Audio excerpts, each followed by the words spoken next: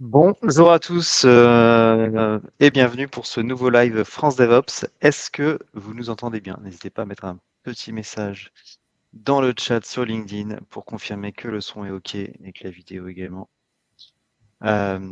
Aujourd'hui, on accueille Thibaut Langagne, Langagne de chez Paddock qui va nous parler d'attaque d'un cluster Kubernetes. Thibaut, c'est bien ça? C'est ça. Bonjour à tous. D'accord. Je ferai ma petite promo après le talk, juste pour les prochains.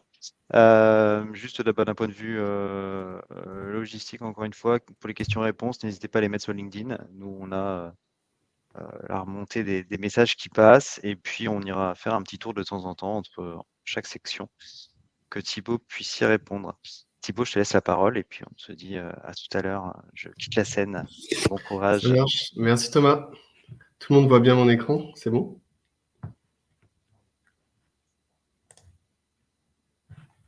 Il faudrait juste être sûr. Ouais, a priori c'est bon. Ok.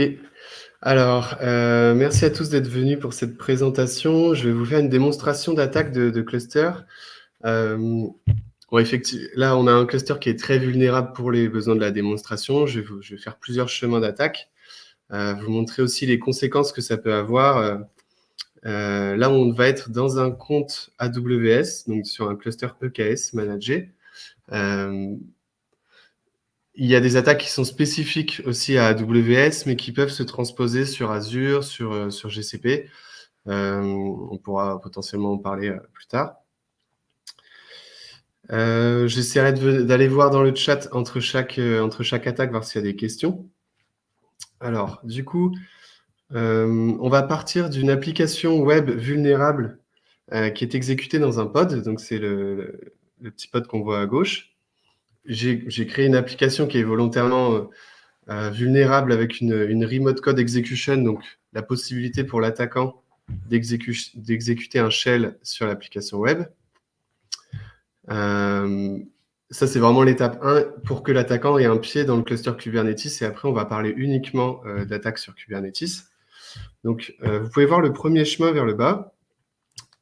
Un attaquant, s'il arrive à prendre le contrôle d'un pod, il va avoir plusieurs moyens de se propager horizontalement, et c'est d'accéder par exemple à d'autres pods qui sont hébergés sur le cluster, essayer d'accéder potentiellement au nœud qui héberge le pod, donc ça, ce sera plutôt une élévation de privilège verticale.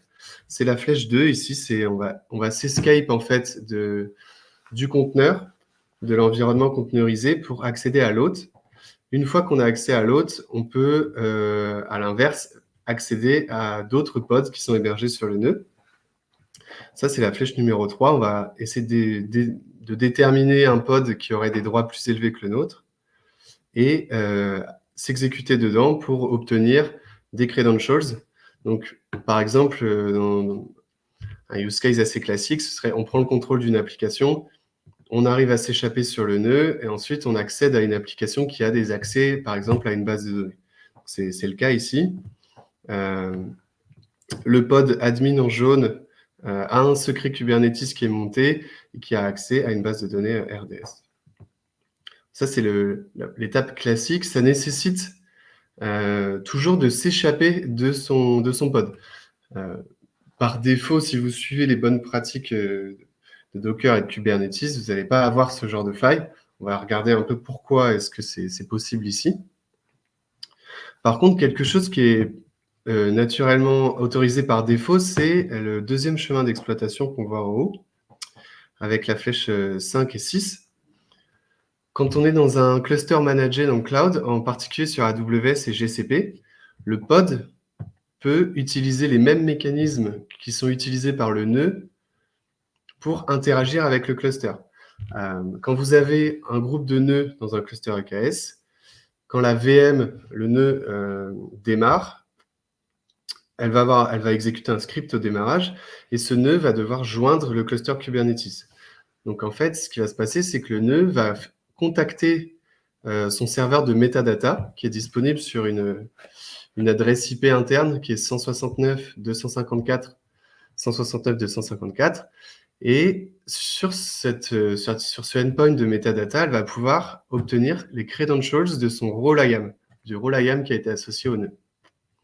C'est comme ça que le nœud joint le cluster au démarrage. Il va accéder à ces metadata, récupérer ses credentials pour assumer un role IAM, et grâce à ce rôle, il va pouvoir joindre le cluster, faire l'équivalent de la commande AWS EKS update kubeconfig, et ensuite se comporter comme un nœud. Ce que peut faire un attaquant, c'est une fois qu'il est dans un pod, requêter exactement la même adresse IP.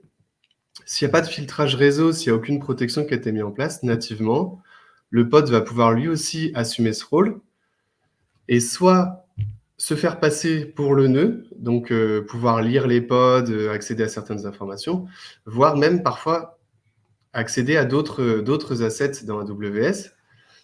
On voit une mauvaise pratique quand on fait des pentests Kubernetes ou des audits d'infrastructure chez Paddock, c'est que certains développeurs, certains ops, pour donner des droits à leur pod, au lieu de leur assigner un role IAM par pod, ils vont utiliser le role IAM du nœud pour fournir des credentials à leur pod.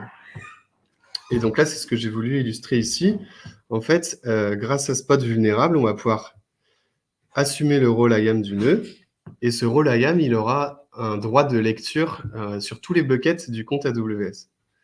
Qu'est-ce qu'on peut faire avec ça? Le pire, ce serait accéder à un state Terraform qui contient toute l'infra as code et donc tous les secrets aussi qui ont été créés as code par la team Ops. Donc voilà, c'est ça cette deuxième attaque, c'est en tant que pod, on va assumer le role IAM qui a été assigné au nœud. On va s'en servir pour lire un bucket de state et à l'intérieur, on va récupérer des credentials, des clés d'accès de user IAM. Voilà, j'espère que c'est plutôt clair. On va passer tout de suite à la démonstration.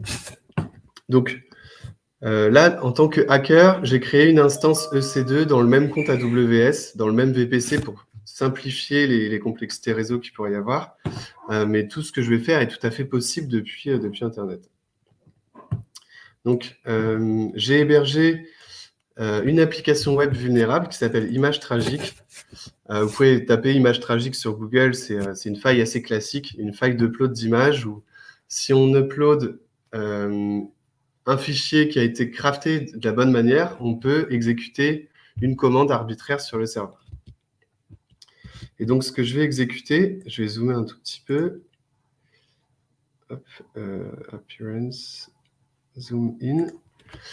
Ça, c'est le fichier que je vais uploader, exploit.mvg. C'est un fichier qui respecte le standard MVG, mais à un moment donné, il y a une injection. En fait, dans le champ ici URL, je peux injecter une quote, un pipe, et là, exécuter n'importe quelle commande bash. Quelle commande bash je vais exécuter? Je vais exécuter ce qu'on appelle un reverse shell. Donc, je vais lancer la commande bin bash, mais je vais la connecter à une socket TCP. Ça paraît peut-être un peu complexe, mais si vous tapez sur Google One Line Reverse Shell, vous allez avoir toutes les manières d'obtenir un shell sur une machine distante à partir du moment où vous pouvez exécuter des commandes. Donc, plutôt que d'exécuter les commandes une par une, moi, je veux un shell interactif. Donc, je vais lancer cette commande, bin bash. Ça, c'est l'adresse IP de l'attaquant. Et ça, c'est le port TCP sur lequel la socket va être ouverte. Donc, côté attaquant ici, si je vérifie mon adresse IP, alors forcément, j'ai perdu le shell. Hop, bougez pas, je me mets en blanc. Voilà. Donc ici, je suis sur la machine de l'attaquant. Si je regarde mon adresse IP, je suis bien en 10.101.8, ce qui correspond ici à cette adresse. Donc je vais me mettre en écoute sur le port 4448. Voilà. Donc là, j'ouvre le port TCP sur ma machine et maintenant, je vais uploader ce fichier sur le pod vulnérable. Le pod va exécuter cette commande et cette commande, elle va initier un reverse shell et donc je vais obtenir un shell sur le pod depuis ma machine. On va voir si ça fonctionne. Donc là, je prends mon fichier MVG, je l'upload et normalement, voilà, j'ai reçu une connexion du pod. et je vois que je suis l'utilisateur root sur le pod. Donc, je peux par exemple faire, voilà, ou am I, je peux faire certaines commandes. On voit que le shell est pas tout à fait interactif. Par exemple, là, on voit que la commande que j'ai tapée a été output. C'est pas très joli, pas très pratique. Je pourrais pas faire de commande interactive où je dois dialoguer avec le shell, où il va me poser des questions. Donc, je vais vous montrer une astuce. La première étape, c'est de lancer déjà un shell un peu plus interactif avec cette commande Python. Il faut évidemment qu'il y ait Python sur la machine, mais il y a d'autres manières de le faire. Je vais utiliser la lib pty pour spawn un shell un peu plus interactif. Déjà, normalement, là, si je tape whoami, bon, j'ai toujours l'output, mais le shell est en quelque sorte de meilleure qualité. Maintenant, je vais faire CTRL-Z pour envoyer ce process en background. Donc là, je suis revenu sur mon pod. Et ce que je vais faire, c'est cette commande un peu inhabituelle, stty row-echo. En fait, ça va dire à mon shell, toutes les commandes que je vais taper sur mon clavier ne doivent plus être interprétées par le shell de base, mais doivent être envoyées, vont être envoyées à travers la socket TCP et vont être interprétées directement sur le pod. Donc les touches comme tab, les interactions vont fonctionner. Donc là, je lance cette commande. Je fais FG pour remettre le process en foreground. Et là, ça y est, j'ai un shell qui est beaucoup plus interactif, qui fonctionne parfaitement comme si j'avais un shell, comme si je m'étais connecté en SSH, tout simplement. Donc, toutes ces astuces avec le STTY, vous pouvez trouver tout ça aussi sur Internet. Pareil pour cette commande, c'est des astuces classiques pour avoir un interactive shell lorsqu'on a exploité une vulnérabilité. Donc, si je reviens sur le schéma, je suis simplement à l'étape 1, j'ai obtenu un shell sur le pod. C'est maintenant que va vraiment commencer le pentest Kubernetes. Donc déjà, je ne sais pas forcément que je suis dans un cluster Kubernetes si j'ai juste pentesté ou attaqué un serveur.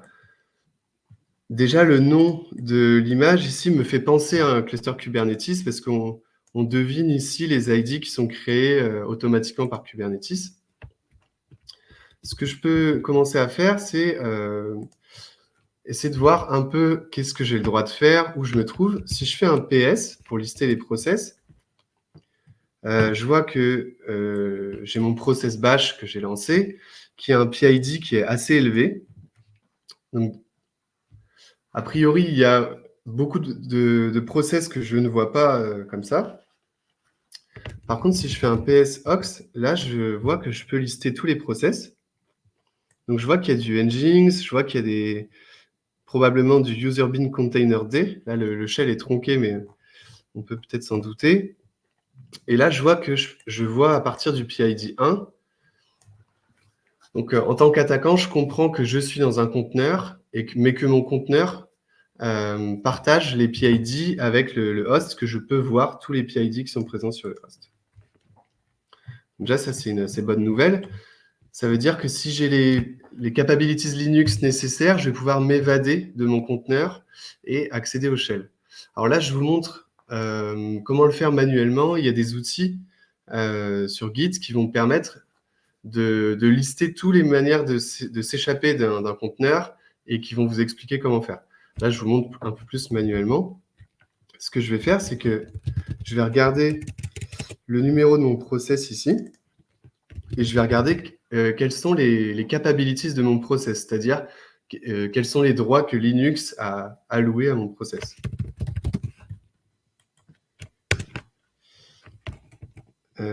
Normalement, c'est cette commande. Ah voilà, ça a été affiché en haut. Donc ici, j'ai la liste de toutes les capabilities possibles. Il y en a certaines qui sont inutiles, d'autres qui sont très utiles. Celle qu'on cherche absolument, celle qui permet de s'évader le plus facilement, c'est cap sysadmin. Ça veut dire que mon process peut effectuer n'importe quel syscall. Donc, grosso modo, c'est un process extrêmement privilégié. Je pourrais vous montrer le manifeste du pod, mais ce que j'ai fait au niveau Kubernetes, c'est que j'ai mis un host PID à true et un privilege à true. Ça va impliquer que je peux voir l'arbre des process et que j'ai ce cap sysadmin ici sur mon pod. Donc, je vais pouvoir m'évader de la manière la plus simple. C'est vraiment pour la démonstration. Mais ce que je vais pouvoir faire, c'est de faire un NSEnter, targeter le process de PID 1, donc le premier process qui a été lancé sur le nœud, et accéder à tous les namespaces, dont les namespaces user, les namespaces réseau, le namespace de mount et le namespace de PID. Donc, quand je vais lancer cette commande, je vais vraiment m'échapper du conteneur et me mettre dans le contexte du premier process qui a été lancé sur le nœud. Voilà. Donc là, je vais lancer un bash. On voit que tout à l'heure, j'étais root sur le conteneur qui s'appelait image tragique avec ses ID. Maintenant, je suis root, mais sur le nœud directement, le nœud qui a comme adresse 10, 100, 113, 253. Donc maintenant, si je fais un PS PSOX, je vais avoir les mêmes résultats, mais cette fois-ci, par exemple, je sais que je suis sur un nœud, j'ai mon adresse IP dans mon VPC AWS et j'ai aussi toutes les adresses virtuelles associées à mes conteneurs.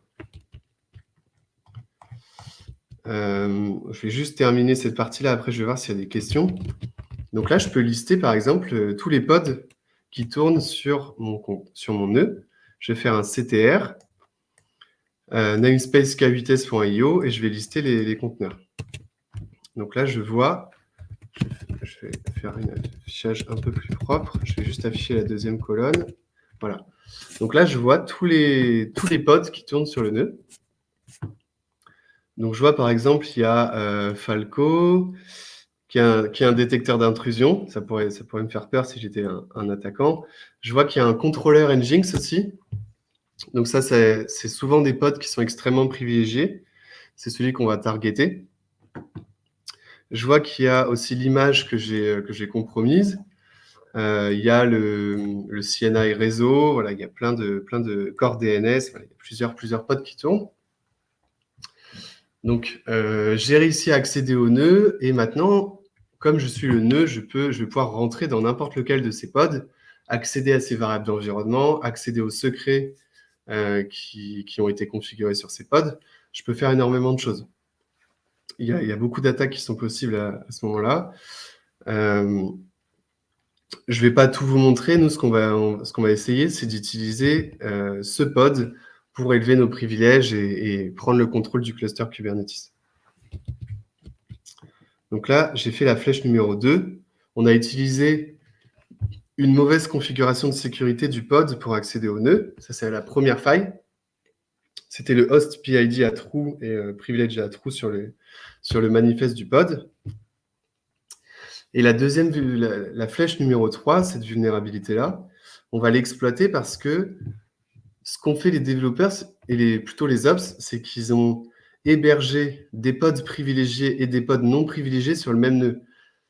C'est assez dangereux. Si vous êtes confiant dans votre configuration de sécurité, si vous partez du principe qu'un attaquant n'arrivera pas à mettre le pied sur un de vos pods et à s'échapper sur le nœud, vous pouvez vous permettre d'héberger des pods privilégiés avec d'autres. Mais globalement, la bonne pratique, c'est de prendre tous les pods applicatifs, tout ce qui est exposé sur Internet et qui est potentiellement sujet à des attaques, et les mettre sur une pool de nœuds dédiés.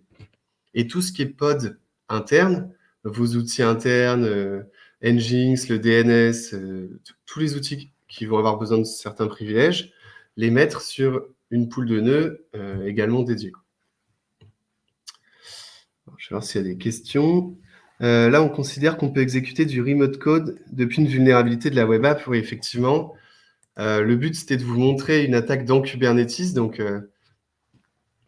j'ai pris le moyen le plus simple qui est exécuter une commande sur un pod. Effectivement, c'est quand même une vulnérabilité assez grave qu'on ne voit pas partout.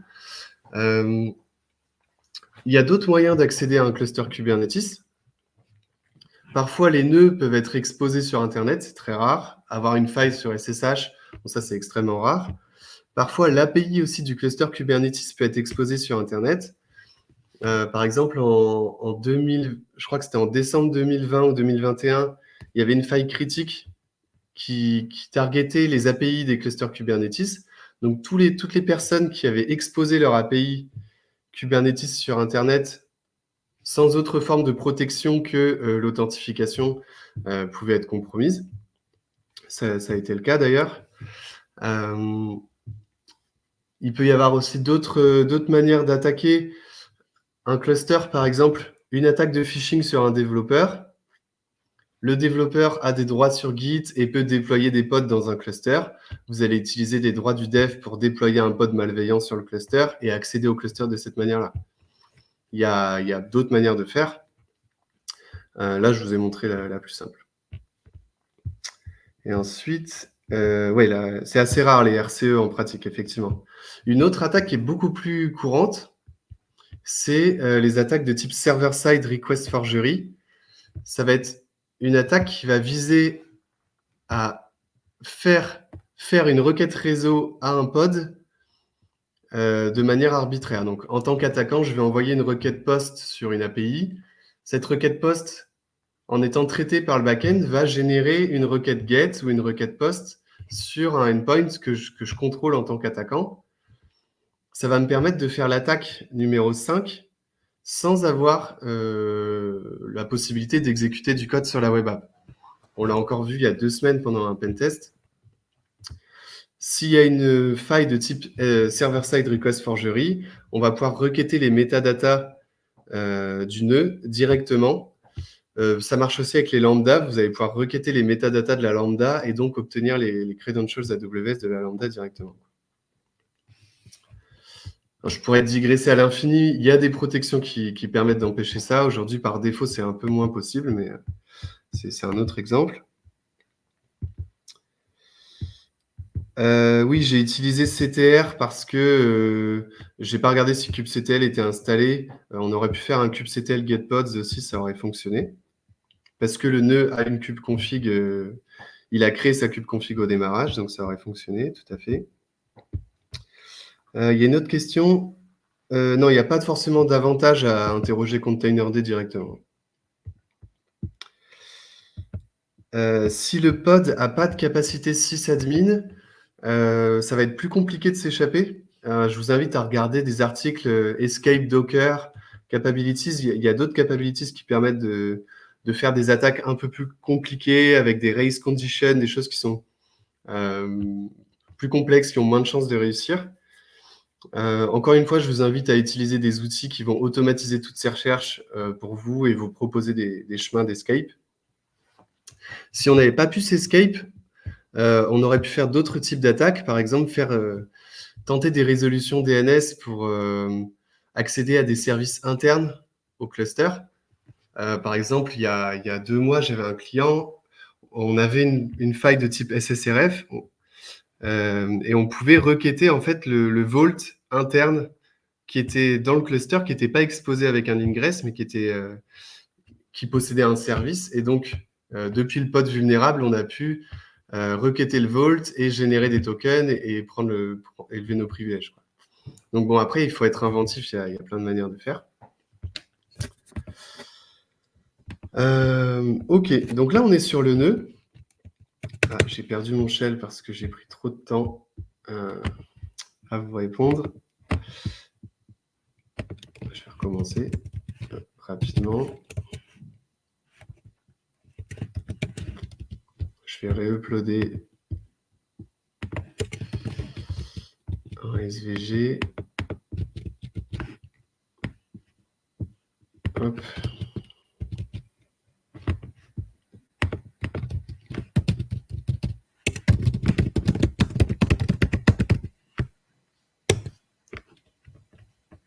Ah, j'ai oublié de me faire un shell interactif. Désolé, c'est les aléas du direct.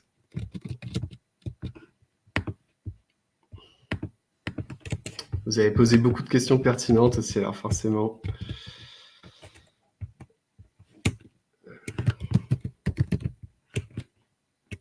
Ok, donc là c'est bon.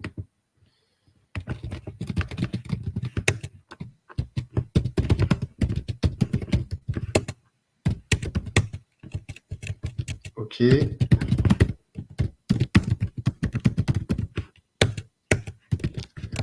Ok, Ok, donc là, je suis sur le nœud.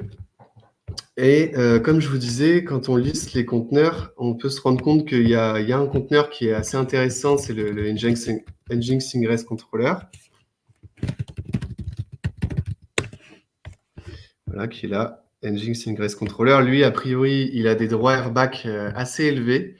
Il peut lister les secrets dans le cluster. Il en a besoin pour accéder en fait au certificat SSL la plupart du temps.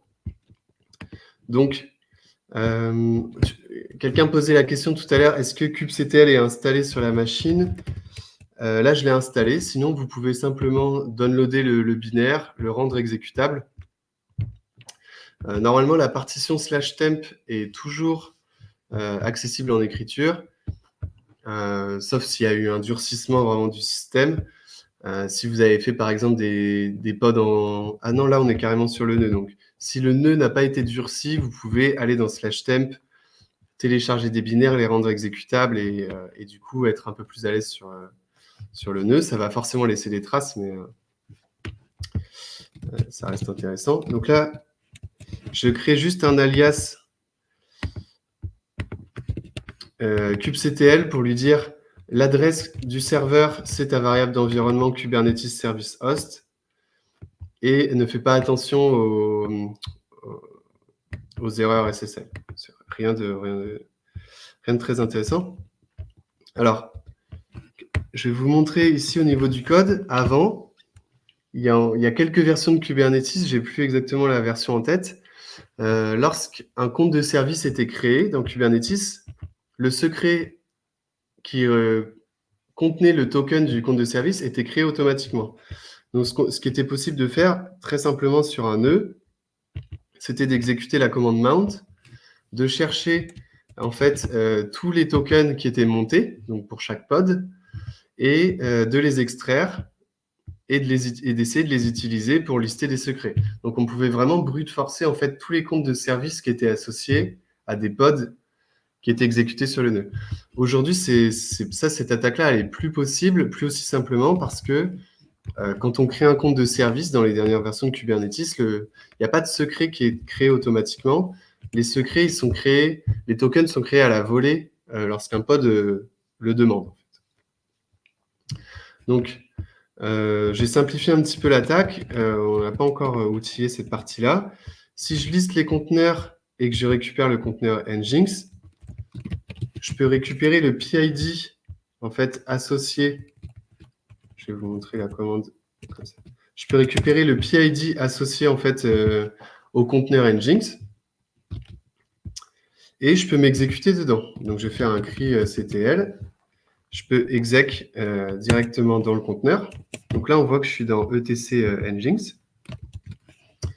Et depuis ce conteneur, je peux aller récupérer son token qui se trouve dans var run secret kubernetes.io service account token.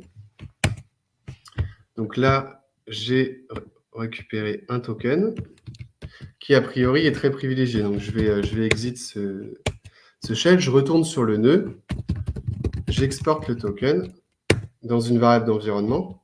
Et maintenant, je vais essayer de lister les secrets avec la commande kubectl. Donc, dans le namespace kubesystem, je peux même mettre partout. Voilà. Et là, j'arrive à lister les secrets. J'ai obtenu un compte de service sur un pod qui était privilégié, qui avait les droits de lister les secrets. Dans la pratique, il faut tous les tester, il faut scripter un petit peu cette attaque. Là, je suis allé plutôt droit au but pour gagner un peu de temps. Ce qui est intéressant, c'est que la plupart des gens le savent, mais si par exemple j'essaye de lire ce secret, database secret, qui est dans le namespace kubesystem, je vais avoir une erreur. L'API serveur va me dire tu n'as pas le droit, en fait, le compte de service Ingress Nginx dans le namespace Ingress Nginx n'a pas le droit de get le secret database secret. Par contre, ce que je peux faire, c'est de dire je veux juste lister tous les secrets. Ça, j'ai le droit. Ça, je peux lister tous les secrets. Et du coup, il suffit que je lui dise de lister tous les secrets et de m'afficher la sortie en YAML. Et du coup, j'ai la liste des secrets et en fait, j'arrive à le lire. Il faut faire attention aussi à ça. Lister les secrets dans un namespace, c'est strictement équivalent à pouvoir les lire. Il suffit de les lister et de demander une sortie YAML, quoi. Donc là, en fait, je récupère un user mot de passe de base de données. Il suffit que j'aille que je cherche le pod qui utilise ce secret pour avoir l'URL de la base de données et m'y connecter, par exemple. Là, on est vraiment dans une démo, mais je pense que c'est quand même assez intéressant. Donc là, on a fait l'attaque 3. En fait, on a utilisé les droits du pod pour lister les secrets et on a obtenu des droits d'accès sur une base de données. Je vais voir s'il y a des questions. Voilà, ouais, c'est depuis la 1.24. Ouais. Merci Julien. Ça, c'est vraiment une bonne chose que Kubernetes ait fait ça. Le plus gros problème, je trouve, avant la version 1.24, c'est qu'un attaquant qui avait un accès, même très court, en fait, à votre cluster, il pouvait dumper les secrets et ces tokens de compte de service, ils étaient valables quasiment à vie, en fait, pendant 10 ans par défaut, jusqu'à ce que l'autorité de certification racine du cluster soit changée. Donc, ça permettait vraiment à l'attaquant d'avoir une backdoor. Il suffisait qu'il réutilise ce token. S'il avait accès à votre API cluster, il pouvait se reconnecter sur votre cluster pendant 10 ans, sans avoir besoin de créer un accès spécial, de créer un user. Donc, c'était vraiment une backdoor assez difficile à détecter pour les défenseurs.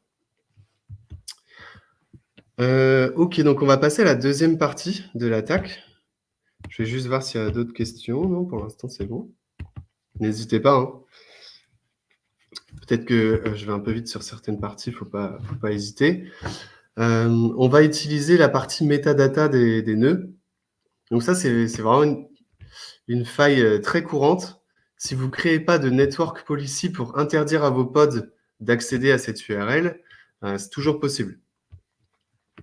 Et c'est assez grave parce que, par défaut, le rôle IAM associé au nœud a quand même les droits d'un nœud. Donc, lister les pods, lister les secrets utilisés par les pods qui sont scheduled sur le nœud, obtenir pas mal d'infos sur les métadatas, etc. Donc, même si, en tant qu'administrateur système, vous n'avez pas rajouté de policy à ce rôle, il est déjà assez privilégié, quoi.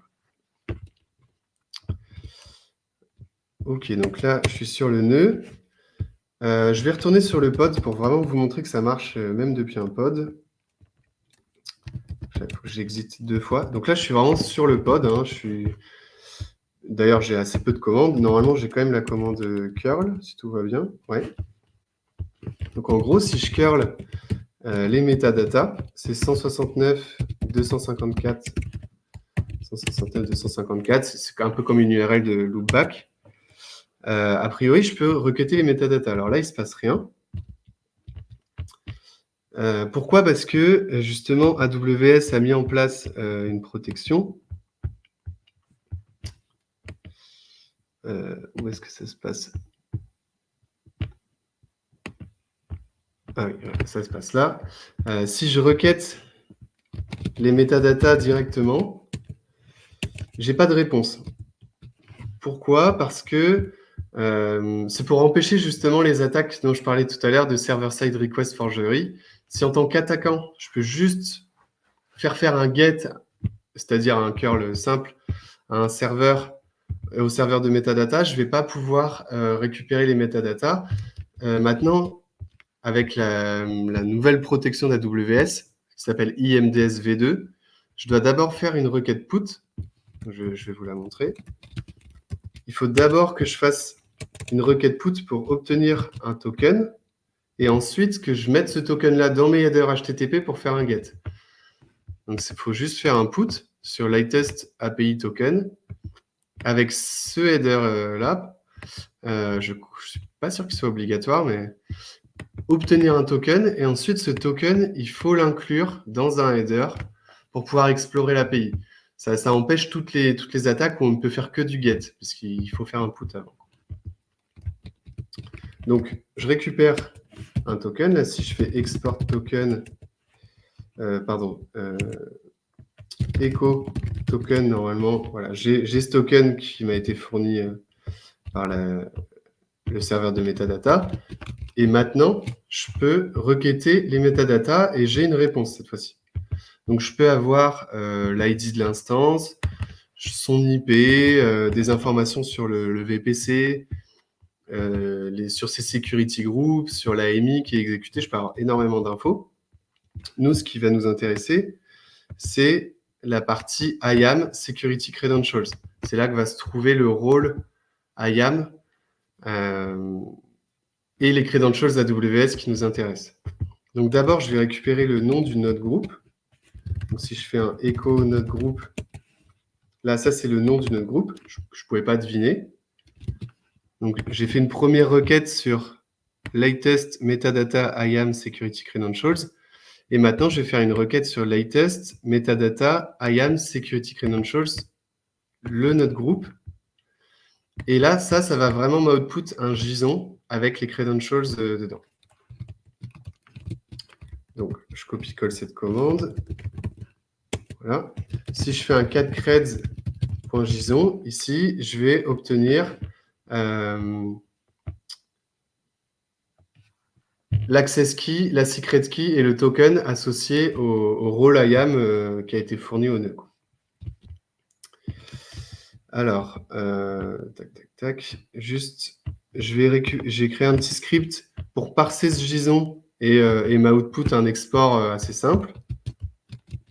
Donc, je vais juste stocker ça dans un fichier, credentials aws.py. Ah bah, il y est déjà, parfait. Donc, si j'exécute ce fichier, ici, hop, j'obtiens. Donc, si je cadre ce fichier-là, je ne vous l'ai pas montré, j'ai bien un JSON avec success, l'access key, la secret key. Je peux l'exporter directement. Il faut que j'installe AWS, sinon ça ne peut pas fonctionner. Donc, pour installer AWS, il faut simplement que j'exécute ces commandes-là. Juste à télécharger le fichier. Ça va l'installer. Voilà. Normalement, maintenant, j'ai AWS. Alors non, ça ne marche pas.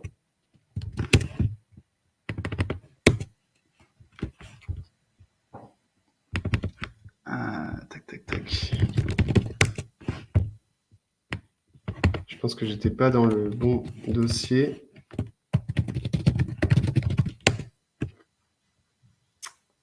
J'ai une permission denied, malheureusement. C'est les aléas du direct. J'ai fait mes tests sur le nœud. Alors, je vais juste retourner sur le nœud par simplicité, parce que je n'ai pas envie de débug les problèmes de droit que j'ai ici. De toute façon, en fait, une fois que j'ai extrait ça, je peux juste le faire depuis ma machine, depuis mon téléphone portable, depuis n'importe où, puisque l'API d'AWS est publique. Donc là, juste par simplicité, je vais me mettre sur le nœud qui a la commande AWS installée. Donc, j'exporte l'access key, la secret key et le token.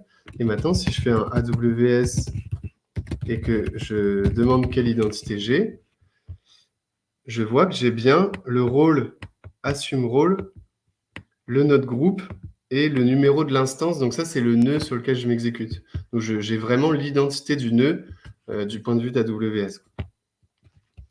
Et donc, avec ces credentials, je peux faire plusieurs choses. Par exemple, je pourrais faire un update kubeconfig pour obtenir les accès cube du nœud. Il se trouve que là, on peut aussi lister les buckets. Ça, c'est l'erreur qu'aurait fait un administrateur système, qu'on a déjà vu en pentest. Hein. Donc, par exemple, ici, je peux lister les buckets. Et je vois qu'il y a un bucket qui s'appelle Terraform Backend. Là, a priori, la compromission va être totale.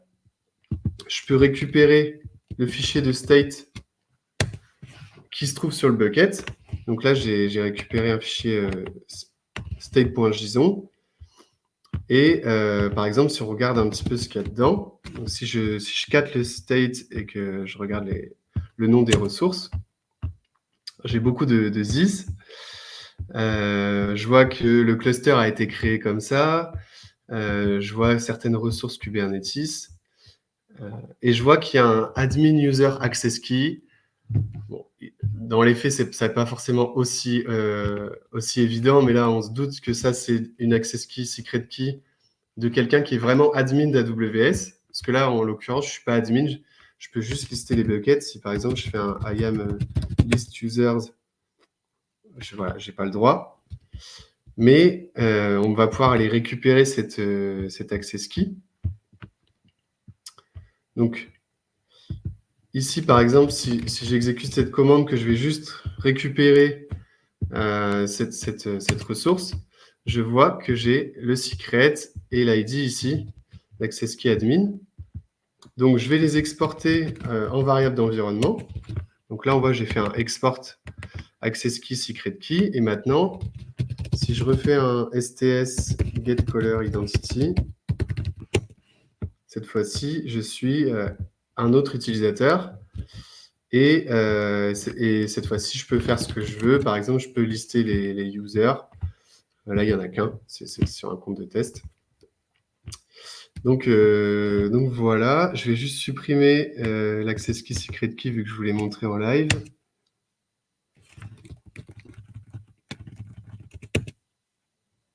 Hop, ok. Normalement, j'ai plus d'accès. Si j'ai toujours accès, juste supprimer le user par acquis de conscience, même si c'est un compte de test.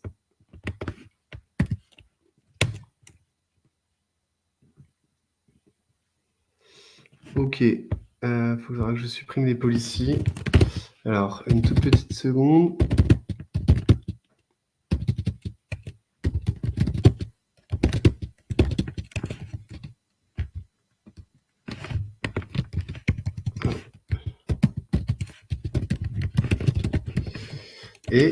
Et voilà. Et donc, ça va clore cette démonstration. J'imagine qu'il y a des questions. Alors, existe-t-il un repo avec ces failles pour jouer avec? Alors, non, pour l'instant, ce n'est pas encore public. Après, il y a plusieurs repos assez intéressants. Il y a un Kubernetes Goat. Souvent, si vous tapez le nom d'une techno et Goat, la chèvre, vous allez trouver des repos avec des ressources vulnérables. Donc, Kubernetes Goat, c'est vraiment pas mal. Il y a pas mal de failles dessus. C'est à peu près équivalent. Ensuite, la meilleure chose à faire, c'est juste vous pouvez créer un cluster sur AWS. Déjà, tester toutes les attaques sur les métadatas AWS. Vous allez voir que c'est possible. Par exemple, au moins de joindre le cluster, de vous créer une kubeconfig, ça peut être intéressant. Alors, Kevin qui demande, si on met une network policy pour interdire le pod, il ne peut plus appeler les API AWS. Le fait d'interdire l'accès aux métadatas, c'est-à-dire à 169.254 deux fois, ça ne va pas interdire le pod de requêter l'API AWS. L'API AWS, elle est sur une IP publique. Donc, ça ne pose pas de problème. Par contre, en tant que défenseur, il faut faire attention, c'est qu'il y a certains pods qui en ont besoin. Par exemple, les pods qui vont créer des disques BS, les pods qui vont interagir avec le réseau, ce genre de choses, eux vont avoir besoin d'accéder aux métadatas pour obtenir certaines infos. Donc, il faut y aller un petit peu à tâtons, d'abord sur des environnements de staging pour bien vérifier que d'interdire uniquement aux pods qui n'en ont pas besoin. La bonne première étape, c'est de commencer par les pods applicatifs. A priori, ils n'en ont pas besoin. Arthur, pour les secrets, est-ce qu'un appel list airbag sur les secrets appelle un appel get? Non, justement, c'est deux mots-clés différents. Donc, tu peux autoriser le list et interdire le get. C'était justement le cas ici. Par contre, en fait, c'est équivalent, quoi. Comme je disais, si tu fais un list et moins OYAML, tu vas obtenir toutes les infos. Donc, il faut faire vraiment très attention avec les mots-clés list. C'est l'équivalent d'un get. Si je peux lister les pods, en fait, je peux aussi afficher leur YAML et donc, par exemple, afficher les variables d'environnement qui vont être setées à la volée sur le pod et qui contiennent potentiellement des secrets, quoi.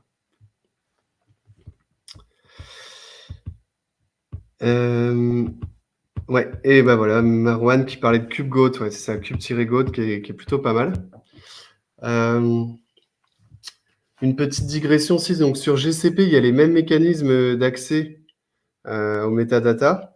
Par contre, sur Azure, en tout cas, le nœud joint le cluster AKS, pas via une méthode, via un rôle, en fait, via un service principal, mais plutôt via un bootstrap token qui est disponible directement sur le disque du nœud, sur le file system. Donc, en tant qu'attaquant, l'attaque est différente. Il faut plutôt trouver un moyen de lister les fichiers sur le système du nœud pour pouvoir obtenir la kubeconfig du nœud, quoi. Qu'est-ce que je peux vous raconter de plus? Je pense que c'est tout. Si on résume un peu les bonnes pratiques, il faut essayer de stocker les pods privilégiés vraiment sur des nœuds dédiés, si vraiment vous voulez avoir un cluster qui est très sécurisé. Privilégier des configurations de pods qui sont durcies, sans capabilities, sans droit d'admin, avec des file system read-only. Je sais que dans la pratique, ce n'est pas toujours simple, parce que les applications ont besoin de certaines choses. Donnez toujours des rôles IAM distincts pour chacune de vos applications, pour chacun de vos déploiements, pour éviter d'avoir des policies IAM qui soient trop larges et que vous commencez à les donner à tout le monde. Ça évitera des problèmes. Évitez aussi l'API cluster public. Soit vous mettez du whitelisting, soit vous passez par un VPN, ou vous passez par un bastion, mais le fait d'avoir votre API Kubernetes qui est public, c'est franchement assez dangereux. Vous vous exposez, par exemple, si un jour il y a une CVE, une zero day avec une faille sur l'API, bah, vous ne serez pas protégé, quoi. Donc, sur des choses aussi critiques que l'API Kubernetes, je mettrai la ceinture et les bretelles avec de l'OTANT et de la protection réseau. Après, la liste des recommandations sur Kubernetes, ça peut être très, très large. N'hésitez pas à m'envoyer un message sur LinkedIn si vous voulez, si vous avez des questions particulières là-dessus. Alors, il y a des nouvelles questions. Ouais. La faille à éviter dans ce cas, c'est l'accès au pod et les capabilities. Oui. Après, on aurait quand même pu faire le deuxième chemin avec l'accès aux métadatas, quoi. Et comme je disais, une fois qu'on est dans un pod, comme par défaut, s'il n'y a pas de network policy, un pod peut communiquer avec tous les autres pods. On va pouvoir communiquer potentiellement avec Prometheus, avec Kiali, avec Argo. Enfin, après, ça dépend vraiment des configurations, mais ce qui peut être pas mal, l'étape 1, c'est d'essayer d'isoler tout ce qui est applicatif, tout ce qui va être exposé, donc des nœuds dédiés et des network policy pour essayer au moins de les contraindre dans un espace dédié, quoi. Et sur GKE Autopilot, c'est une bonne question, ça évolue pas mal en plus. Je pense que depuis un pod, tu peux quand même joindre les métadatas du nœud. Par contre, ce sera vraiment la policy IAM de base, mais qui permet quand même d'accéder au cluster. Donc, tu pourrais au moins lister les pods et lister les secrets des pods qui sont sur le nœud, je pense. Et après, c'est toi qui... Ah, je sais... Ouais. C'est une bonne question, ouais. Faudrait regarder en détail. J'ai pas la réponse là, comme ça. Et Lucas qui dit « As-tu des retours d'expérience sur les différents runtime existants sur le marché? Containerd, Exploit RunC, qu'en est-il de RunSC embarqué dans un gvisor ?» Ouais, alors ça, c'est une bonne question. On a testé pas mal de container runtime. Alors, gvisor, c'est très bien. Gvisor, c'est très bien. Il n'est pas compatible avec toutes les applications de mémoire parce qu'en fait, il va interdire certains appels système. Donc, si tu as une application qui sort un peu des clous, qui a besoin de faire des syscalls particuliers, ce ne sera pas compatible. Et c'est globalement le cas en fait avec tous les containers runtime. J'essaye de me souvenir des autres que j'ai testés. Ils ont tous des petites particularités et la réponse, c'est qu'en fait, il faut tester sur tes propres applications. Par exemple, il y en a un qui est très connu. Je suis en train de chercher. Juste, je regarde sur Internet parce que ce serait dommage que je vous fasse pas un retour dessus. Ah mince, j'ai oublié son nom. C'est un concurrent de gvisor, mais j'ai plus son nom. Dans tous les cas, il marche très bien, mais il supporte pas toutes les instructions associées. Pareil, il y a des syscalls qui sont pas supportés. Voilà, j'ai un petit trou de mémoire sur cette partie-là, mais je pense que c'est bien de tester, d'avoir des runtime particuliers, au moins sur les nœuds qui vont gérer tes pods applicatifs. Et puis, enfin, de toute façon, tu essaies en staging, tu vois s'il y a des problèmes de compatibilité. De base, effectivement, c'est un peu gvisor qui est leader là, sur cette partie-là. Alors, pour auditer les clusters, il y a plein de petits outils open source qui vont te permettre de faire ça. Très honnêtement, il n'y en a aucun qui m'a vraiment convaincu à 100%. Tu as des plugins crew déjà qui vont te donner des insights sur certains comptes de services qui ont des droits trop élevés. Après, il y a d'autres outils qui vont plutôt faire des analyses par rapport à des frameworks comme le CIS qui vont te dire tel nœud a un problème, ton API serveur a tel plugin activé. Après, j'en ai jamais trouvé un qui soit vraiment complet. Là, chez Paddock, on réfléchit peut-être à coder notre propre outil parce que c'est pas si simple. Aujourd'hui, les outils sont assez complémentaires, mais il n'y en a pas un qui couvre tout, quoi.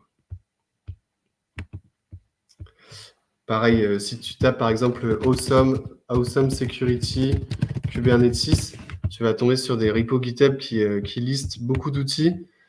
En fonction de quel type de cluster, si tu as de l'EKS, du GKE, de l'AKS ou du self-hosted, en fonction de tes workloads, les outils vont être plus ou moins adaptés. Donc, faut bricoler un petit peu, faut les tester, quoi.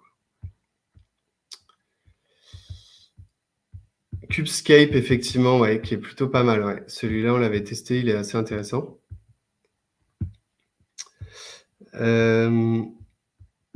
Ouais, alors les métadatas, en fait, quand tu crées une instance EC2, cette instance va avoir cette interface disponible sur cette IP, qui est une IP en fait interne.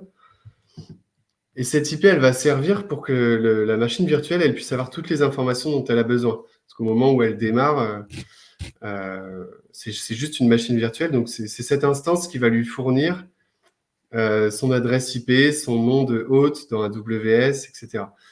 Et donc, dès que tu es sur une VM dans AWS ou dans GCP, tu as accès à cette interface. Le pod y a également accès parce que quand il fait une requête réseau sur cette IP, ça va passer par le bridge virtuel au niveau de l'interface Docker ou Containerd. Et ça va juste, le nœud va résoudre cette adresse sur sa propre adresse de metadata. Et donc, le pod va pouvoir le joindre.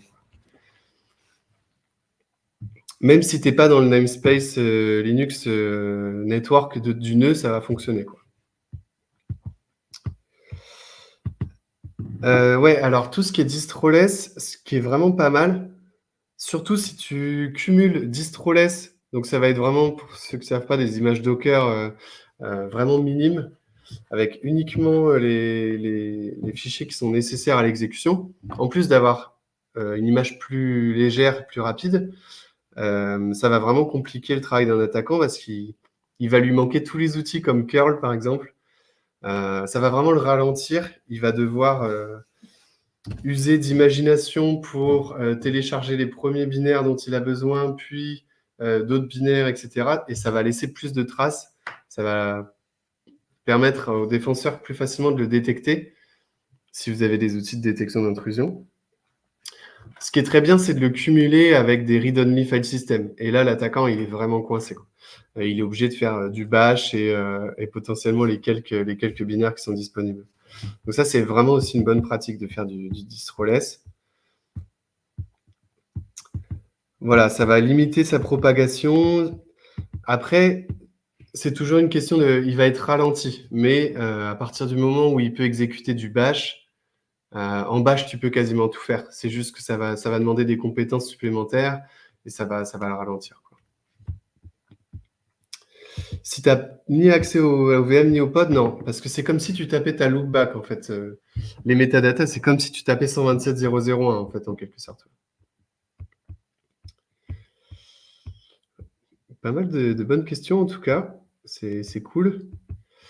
Ce qu'il faut, après, ce qui est difficile, je pense, en tant que défenseur, c'est de savoir dans quel ordre mettre en place toutes ces protections. Parce que ça prend du temps, ça va avoir souvent un impact aussi sur les développeurs. Ça peut créer des problèmes en production. Donc, il faut essayer de faire une analyse de risque et de se dire, OK, quelles sont les attaques qu'on veut bloquer en priorité? Sur ce chemin d'attaquant, quelles sont les premières barrières que je vais mettre? Et puis avancer petit à petit, quoi. Je pense qu'aujourd'hui, les gros risques, c'est vraiment via la CI/CD. C'est que les développeurs vont pouvoir déployer dans Kubernetes et donc c'est là où ça devient vraiment difficile de garantir l'autonomie du développeur, sa capacité de déployer en production, mais du même côté, l'interdire de prendre le contrôle du cluster, d'élever ses privilèges. Là, on va utiliser des outils comme Kyverno pour faire des politiques de sécurité assez fines. On va utiliser pas mal d'outils supplémentaires. Je prends l'exemple, on l'a fait chez quasiment tous nos clients. Vous voulez builder des images Docker dans votre CI et vous allez utiliser des runners privés que vous allez héberger dans Kubernetes, donc par exemple des GitLab runners. Vous voulez que les développeurs puissent builder des images Docker. Le problème, c'est que la plupart du temps, avec la plupart des solutions, le runner va devoir être privilégié. Donc, ça veut dire qu'un développeur peut juste modifier le fichier de CI et utiliser ce runner privilégié pour s'échapper sur le nœud et faire tout ce que je viens de vous montrer et prendre le contrôle du cluster, quoi. Donc, dans ces cas-là, on utilise, nous, la solution qu'on a trouvée, c'est BuildKit-D. C'est un démon. Et les runners, les pods, vont faire appel à ce démon qui sera chargé de builder des images Docker et de les mettre à disposition sur le container registry. Voilà, à chaque fois, il faut se poser la question, qu'est-ce qu'il est capable de faire? Qu'est-ce qu'un développeur pourrait faire? Qu'est-ce qu'un attaquant pourrait faire? Et petit à petit, trouver les bonnes solutions par rapport à votre contexte, quoi. Ouais, effectivement, c'est vraiment la supply chain aujourd'hui, je pense, le gros risque. Curl, ouais, il faut éviter de l'installer parce que c'est un outil qui est très pratique, qui permet de faire du scan réseau, qui permet de taper les métadatas, qui permet de requêter les services internes à Kubernetes, donc à éviter. En plus, aujourd'hui, Kubernetes propose le mécanisme d'ephemeral container. Donc, si vous avez besoin de débugger un pod, vous pouvez avoir un pod en distroless qui est en read-only et juste pop un ephemeral container associé à ce pod qui, lui, a tous les outils de debug dont vous avez besoin. Ça vous permet d'avoir des pods très propres et d'être toujours aussi rapide en fait dans le debug. Ça, c'est vraiment une très très bonne feature aussi qui a été fournie par Kubernetes. Ah bah merci LinkedIn User, c'est Canico que je cherchais tout à l'heure. Alors Canico, c'est très bien pour builder des images, mais il y a certaines instructions de Dockerfile qui ne sont pas supportées. Je crois que si je clique là-dessus, c'est ça qui s'affiche. Si vous allez sur l'issue numéro 1 dans Git, sur le guide de Canico, vous allez voir qu'il y a certaines instructions qui ne sont pas supportées. Par exemple, chown. Donc, si vos développeurs n'utilisent pas ces instructions-là, vous pouvez y aller les yeux fermés avec Canico.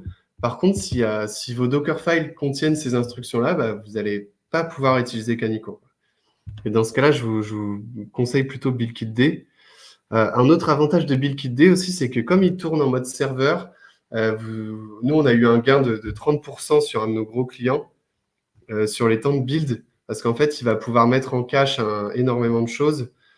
Et tous les pods, tous les runners en fait GitLab, quand vous avez une grosse infra, vous allez en avoir beaucoup, ils vont tous utiliser le même serveur BuildKit-D et donc tout sera en cache au même endroit et donc vous allez vraiment optimiser vos temps de build. C'est là où c'est vraiment très bien aujourd'hui, c'est qu'on arrive à allier le DevOps, la vitesse et la sécurité en même temps. Ouais, Flacon et Tetragon, alors ceux-là, je les connais un peu moins. Marwan, n'hésite pas à faire un talk sur ces outils-là sur France DevOps pour la prochaine fois. Peut-on externaliser notre TCD? Alors là, ça sort, je pense, un petit peu du scope. Si tu utilises un cluster manager, déjà, ton TCD, il est complètement caché. Il est géré par le cloud provider. Sinon, tu vas devoir le gérer toi-même et il va bien falloir l'héberger quelque part. Il faut faire très attention aussi à ne pas l'exposer sur Internet, comme l'API Cube, si tu l'exposes, et qu'il y a une faille ou que toi, tu as fait un problème de configuration, bah, tu risques de te faire pirater. Une écriture sur etcd, c'est équivalent à une exécution de commande parce que vous allez juste écrire un manifeste de pod et ce pod va être schedulé, il va être exécuté et vous allez prendre le contrôle du cluster. Il faut faire très très attention avec le TCD. Et Falco, ouais, c'est... Alors, je rebondis juste sur Builda. C'est un autre outil pour builder des images Docker. J'étais assez déçu de Builda. Il était très lent. Et sur des images très complexes, on avait beaucoup de bugs. Beaucoup de difficultés aussi à faire les mises en cache sur S3. Donc, personnellement, je préfère vraiment BuildKitD, quoi. Merci, Mickaël, avec plaisir. Et pour finir sur Falco, ouais, Falco, ça va permettre de faire de la détection d'intrusion. On l'utilise chez les clients qui ne veulent pas payer de solutions SaaS plus évoluées. Ça marche pas mal. Vous pouvez faire des exports Slack, des exports sur Opsgenie pour faire des gestions de tickets, donc c'est très cool.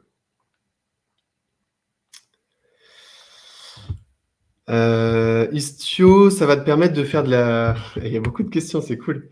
Istio, ça va juste te permettre de chiffrer tes communications interpods et tu peux potentiellement interdire la communication entre des pods qui ne sont pas connectés au service mesh, donc ça peut te faire un peu de sécurité réseau. Ouais. Pour répondre à Lucas sur les SLSA, non, je ne connais pas du tout. Donc je regarderai, je me suis ouvert un onglet. Désolé, je ne connais pas du tout cette partie-là. Après, il y a Mohamed qui demande, est-ce que tu utilises Terraform et des outils comme TFSec? Ouais, alors oui, bien sûr, on utilise Terraform. Nous, on terraforme absolument tout. C'est vraiment la clé pour avoir une infrastructure qui est propre et qui peut être résiliente. Ouais, TFSec, ça marche pas mal. Nous, on préfère... Après, c'est vraiment une question de préférence. Mais Checkov, avec un V à la fin, c'est un outil de Bridgecrew. C'est la partie open source de Bridgecrew qu'on met dans nos CI qui marche très bien. Après, TFSec, ça marche très bien aussi. L'avantage de Checkov, c'est que ça supporte aussi les manifestes Kubernetes, les charts Helm. Donc, ça va un peu plus loin dans la configuration.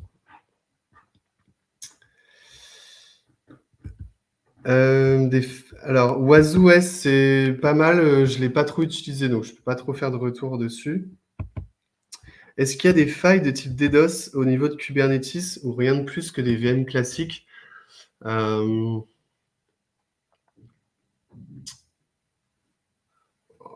dirais que non. En fait, ton pod peut se faire DDoS comme n'importe quel VM. Si tu as mis de l'autoscaling, tu vas pouvoir supporter une certaine charge. Si tu n'as pas mis de limite à ton autoscaling, tu peux plutôt te faire exhaust de manière financière. Aujourd'hui, le cloud, si tu lui donnes les bonnes clés, il va scaler à l'infini. Donc, il faut faire un peu attention aux attaques DDoS. Après, si tu mets un Cloudflare devant ou un anti-DDoS des services managés, c'est plutôt au niveau de ton load balancer, en fait, de tes points d'entrée sur ton réseau que tu vas te protéger du DDoS, plutôt que côté back-end au niveau de tes VM ou de tes pods, quoi. La question du DDoS, elle se déplace un peu plus en amont dans la chaîne réseau. Ok, eh ben, super. Merci à tous pour les questions. C'était super intéressant. J'espère que ça vous a plu. Et je te rends la main du coup. Bilbo, merci beaucoup. C'était vraiment top. C'était très concret. Je pense qu'on a pas fait aujourd'hui. Merci, merci énormément pour ta participation aujourd'hui. Quelques mots avant de conclure. Le replay sera dispo sur LinkedIn instantanément. On fera un petit montage aussi pour le mettre sur francedevops.fr. On a toujours notre CFP qui est ouvert. Là, aujourd'hui, on a mis sur France DevOps les 2 prochains talks, je crois, ceux de mars. Et ceux d'avril et mai ne devraient pas, on va pas tarder à les annoncer. Mais voilà, en tout cas, si vous avez des sujets à nous proposer, n'hésitez pas, le CFP est toujours ouvert. Pareil pour le Slack, si vous voulez nous rejoindre, si vous voulez continuer la discussion, on vous invite sur le Slack de France DevOps. Encore un grand merci à tous pour avoir été là aujourd'hui. Merci beaucoup Thibaut pour ton temps et on se dit à très bientôt. Avec plaisir, merci.